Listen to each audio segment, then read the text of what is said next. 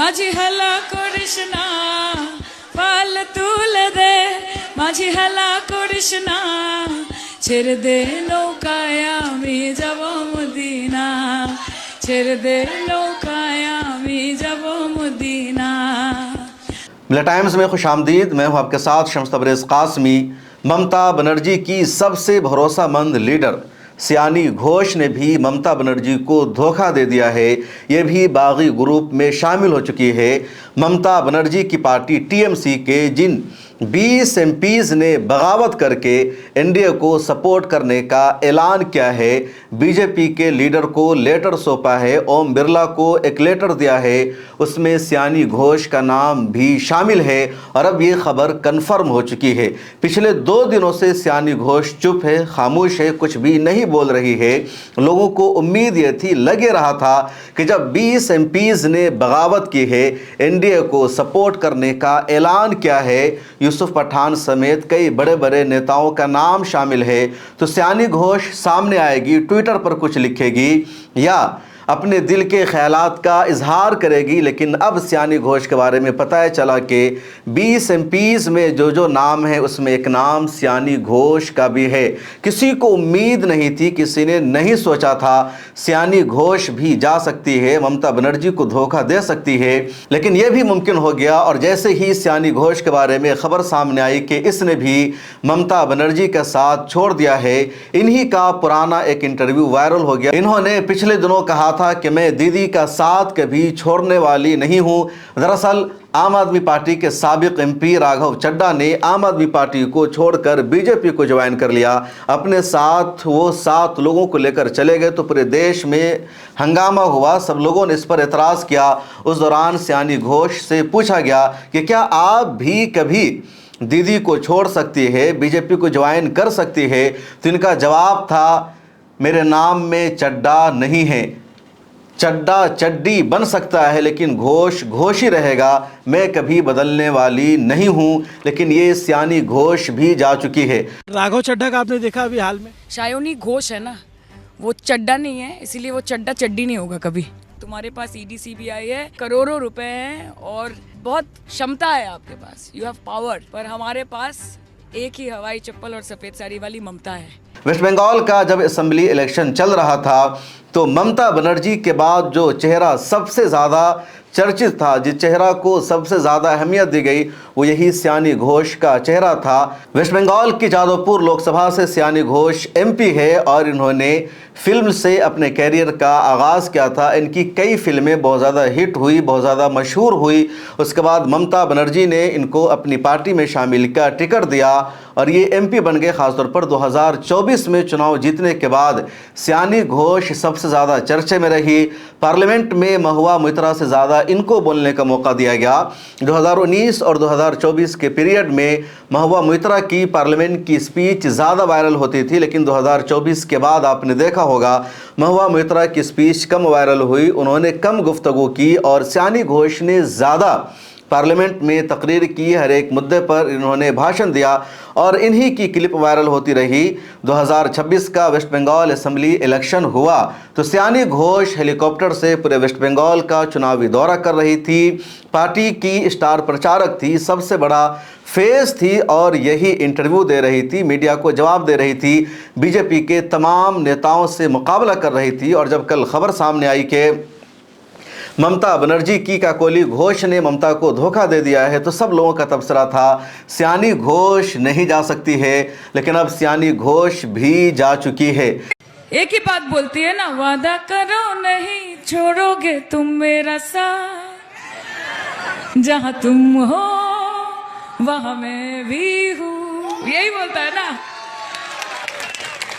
और इलेक्शन के बाद आप लोग क्या बोलते हैं? आप लोग बोलते हैं क्या हुआ तेरा वादा,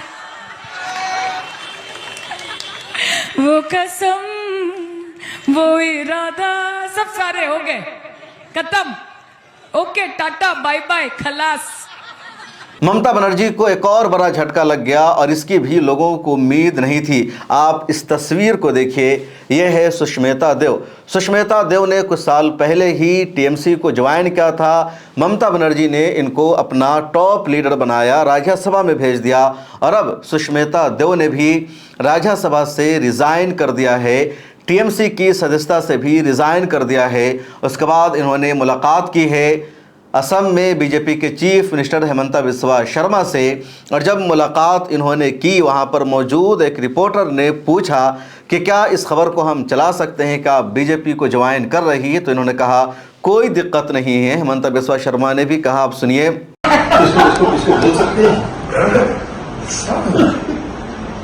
यूज कर सकते हैं इसको। वो तो बीजेपी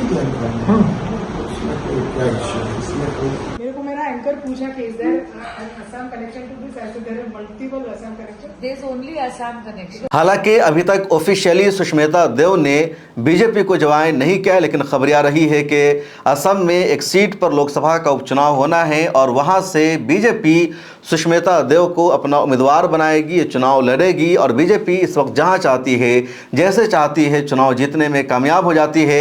सुष्मिता देव का एक ज़माने में बहुत बड़ा नाम था, एक सेकुलर लीडर मानी जाती थी।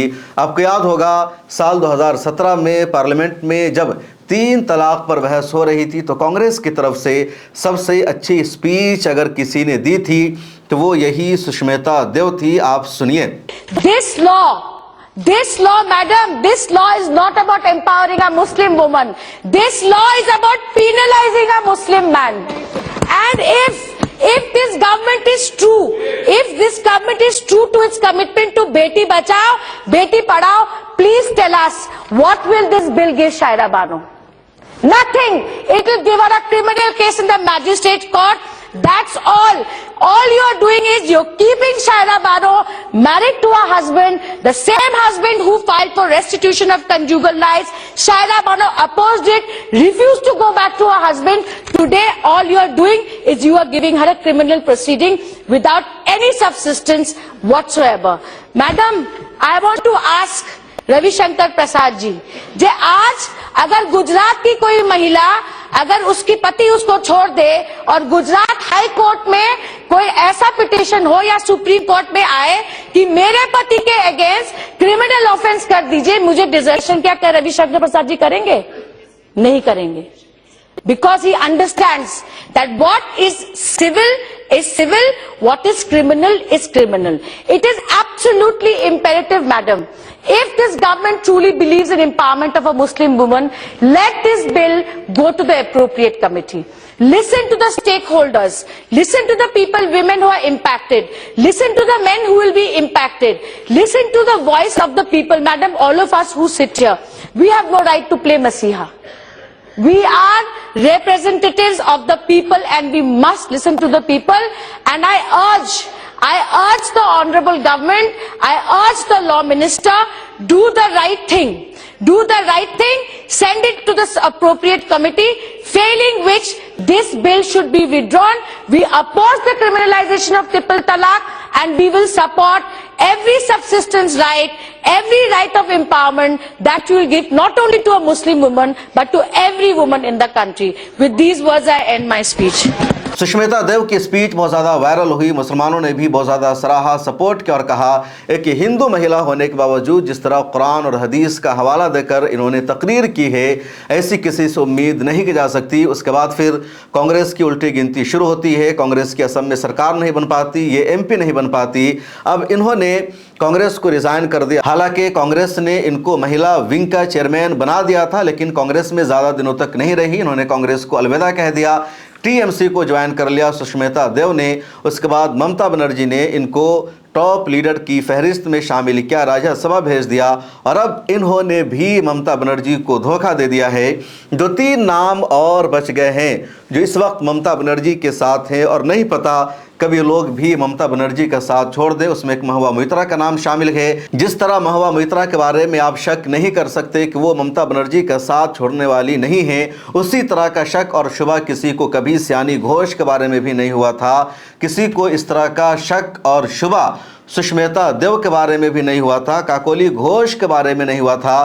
काकोली घोष को तो ममता बनर्जी ने लोकसभा में पार्टी का चीफ व्हिप बना रखा था और वो पार्लियामेंट में नहीं आ रही थी। पहले से उन्होंने इशारा दे दिया था कि ममता बनर्जी को धोखा दे सकती है, इसलिए उनको हटाया गया। और जब हटाया गया तो काकोली घोष ने टीएमसी के 20 एमपीज को ही ममता बनर्जी से अलग कर दिया। कल की वीडियो में मैंने तफसील से बताया था कि किस तरह ममता बनर्जी के साथ वेस्ट बंगाल में खेला हो गया।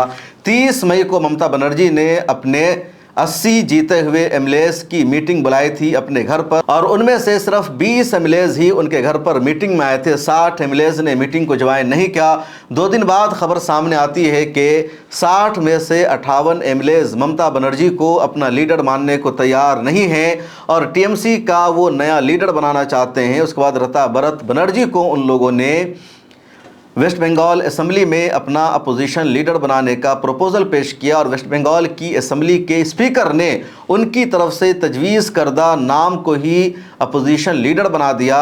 अब 80 में से सिर्फ 20-22 एमएलएज ही ममता बनर्जी के साथ हैं। 58 से ज़्यादा एमएलएज ममता बनर्जी के साथ नहीं हैं जो टीएमसी के टिकट पर चुनाव जीते हुए हैं। अब दूसरा झटका पार्लियामेंट में लग गया।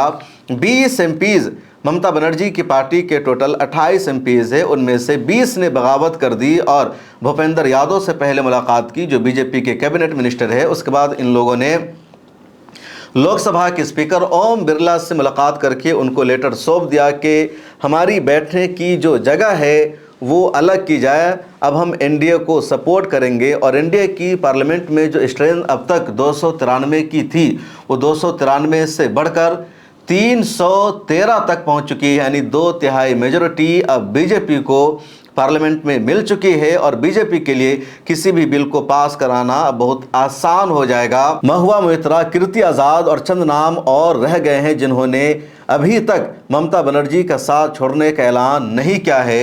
लेकिन समझिए सियासत में कैसी गद्दारी हो रही है, कैसी बेवफाई हो रही है, जिनके बारे में लोगों ने नहीं सोचा था उन्होंने भी ममता बनर्जी का साथ छोड़ दिया। पिछले 28 साल के कैरियर में ममता बनर्जी को सबसे ज़्यादा मुश्किल का, बहरान का सामना करना पड़ रहा है। जिन लोगों को उन्होंने उंगली पकड़कर सियासत करना सिखाया, जिन लोगों का कोई वजूद नहीं था, उनको ममता बनर्जी ने एमपी बनाया, एमएलए बनाया, राज्यसभा का मेंबर बना दिया और अब उन लोगों ने ही ममता बनर्जी का साथ छोड़ दिया। इन लोगों ने अचानक क्यों ममता बनर्जी का साथ छोड़ दिया? अब 2-3 सूरत हो सकती है। पहला ये कि इनको लग गया होगा कि ममता बनर्जी की उल्टी गिनती शुरू हो चुकी है, ममता बनर्जी अब पावर में नहीं है तो इनको कोई फ़ायदा नहीं मिल पाएगा, इसलिए अब ये ममता बनर्जी के साथ नहीं है। दूसरी सूरत यह है कि बीजेपी की तरफ से इन पर प्रेशर बनाया होगा, इनको धमकी दी गई होगी, इनको डराया गया होगा और ये डर गए और इन्होंने ममता बनर्जी का साथ छोड़ दिया। या फिर इसके अलावा और क्या वजह हो सकती है? लेकिन सियासत में लोगों का चेहरा इतना घटिया होगा, इतना जल्दी लोग बदल जाएंगे, ये किसी ने नहीं सोचा था और ये अब हो चुका है। इस वीडियो में इतना ही, मुझे दीजिए इजाज़त, फिर मुलाकात होगी। अगर आप चाहते हैं कि मीडिया के मैदान में हमारी कोई आवाज़ बने, मिल्लत टाइम्स मजबूत हो और इसी तरह आज़ादी के साथ ये इदारा काम करता रहे, तो आपको इसकी मंथली मेंबरशिप और सब्सक्रिप्शन लेनी होगी। ज़्यादा नहीं, महीने में 99 या 299 की भी आप मेंबरशिप लेंगे, ये इदारा मजबूत बनेगा। आपकी आवाज़ को इसी तरह मिल्लत टाइम्स उठाता रहेगा। यहाँ एक QR कोड आपको दिख रहा है, इसको आप स्कैन कर सकते हैं या डिस्क्रिप्शन में हमारी वेबसाइट का लिंक मौजूद है, उस पर क्लिक कीजिए। इस तरह का पेज खुलेगा आपके मोबाइल पर, जहां पहले अपना नाम लिखना है, जिस तरह कॉलम बना हुआ है फर्स्ट नेम एंड लास्ट नाम का।